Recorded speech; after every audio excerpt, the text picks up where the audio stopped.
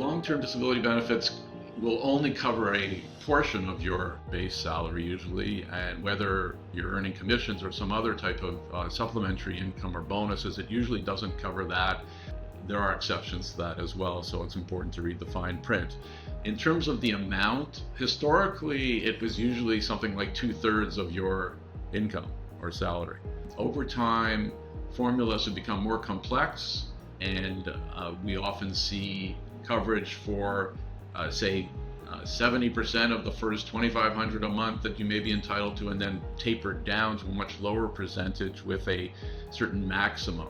So it's important to have an understanding of how much you might be entitled to receive if you put on a claim, or when you're negotiating coverage, if you have the option to do that. Most people in a job interview don't really have an option to negotiate it, but it's important to understand what it is you're entitled to receive if you become disabled, to determine whether that's going to be enough for you to live on.